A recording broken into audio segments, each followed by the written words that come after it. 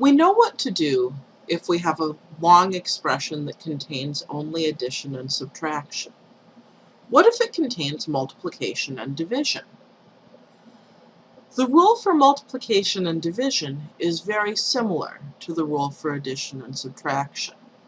If an expression contains only multiplication and division, we perform the multiplication and division one pair at a time, from left to right. Again, multiplication and division come at the same time, proceeding from left to right. So if we have, for example, 64 divided by 8 times 4 divided by 2, we don't do the multiplication 8 times 4 first. We proceed from left to right.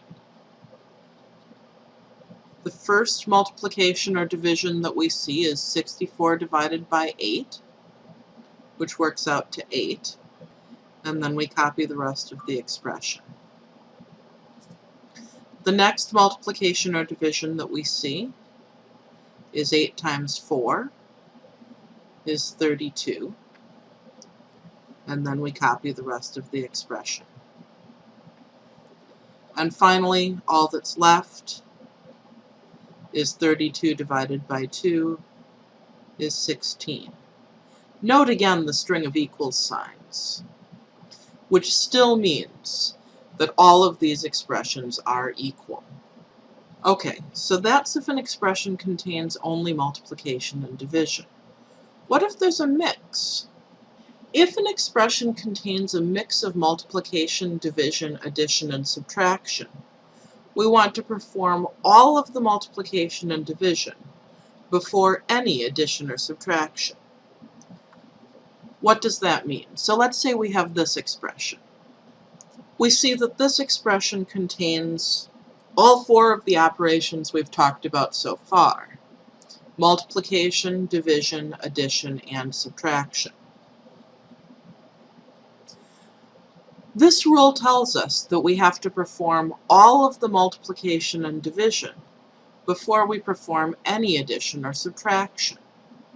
So we see that the addition and subtraction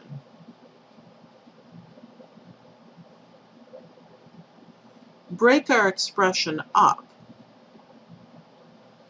into 3 blocks, with each block containing only multiplication or division. We could just proceed one step at a time, going from left to right in the whole great big expression, performing our very first multiplication, and then our next multiplication or division, and then the next, and then the next. But to save a little bit of copying work, we're going to instead work out all of the multiplication and division in each of these blocks. Again, we see that these blocks are separated by addition and subtraction and contain only multiplication and division, which is why we can do this. So, block number 1. We have 3 times 6 divided by 9. First, we'll take 3 times 6 because we're proceeding from left to right. 3 times 6 is 18 divided by 9. 18 divided by 9 is 2. Second block. Again, proceeding from left to right.